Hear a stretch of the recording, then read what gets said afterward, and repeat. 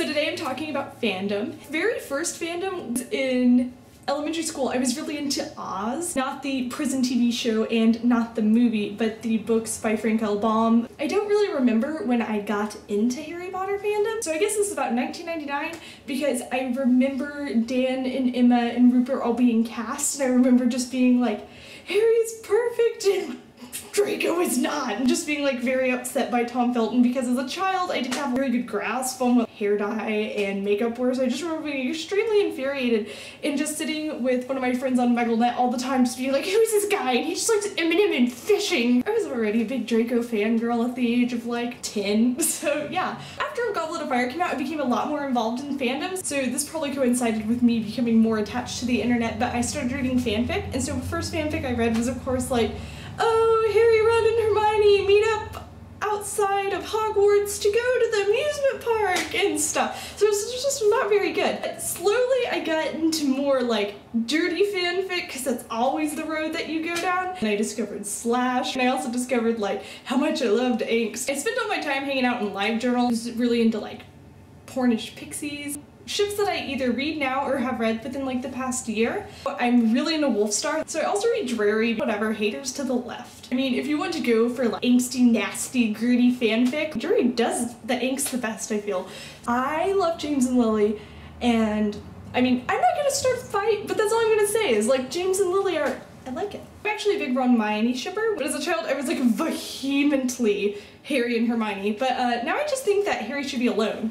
Or with Draco. I mean, basically I ship Luna with a lot of people also, so I'm really into Dreamy Redhead, which is Luna and Ginny. Really like Luna and Neville, which is, I mean, pretty much everybody thinks Luna and Neville should have been canon. So yeah, I like Wizard Rock. Wizard Rock is just fun, and so it's like, if you're going to LeakyCon and you don't know much Wizard Rock, you should definitely listen to it, even if you don't necessarily like it, because Wizard Rock Live is an experience that you will never have otherwise. Like, if you're at LeakyCon, it's like 2,000 people jumping around singing about how Ron and Hermione love each other, right? And so it's just like, it's good. I just don't think it would be as magical if you didn't know the words. And so as far as fandom in my life, I've never been scared of people on the internet, and I know that this is bad and I should have been abducted, but it's like, before I was out of middle school, I was flying across the country to visit internet friends. I just think the internet's a really special place to just kind of be yourself, and then when you can be yourself so easily and in such like a free environment, then it's easy to find people who actually like you, and then they're being themselves too, and then they just think it makes for really quick friendships. I've never met someone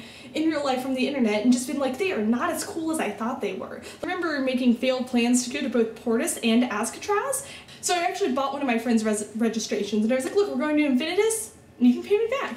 So I told her on the Infinitus boards, found myself a roommate who looked awesome and interesting. And so at Infinitus, it was me and my friend from real life and 3 internet randoms, and I loved all of the randoms. And so I've said in another video, but last summer I spent a lot of time in France, and so when I was actually done in France, I went up and stayed with Lideby in the Netherlands for like a few days, and then we flew to New York together, where we rented an apartment for a week, and our friend James, who we met at Infinitus, joined us, and then we all went to LeakyCon together.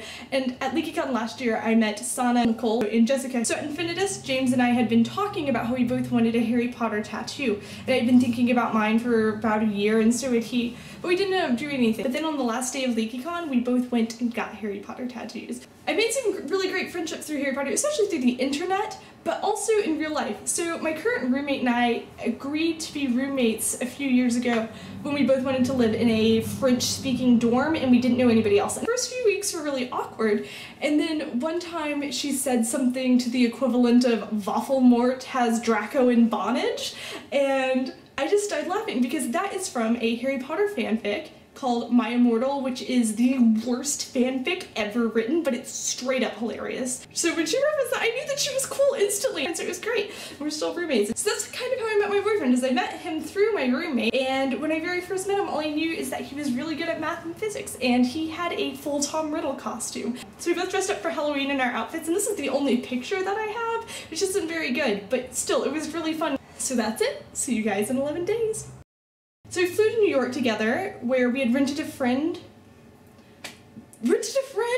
I was high on Fandom.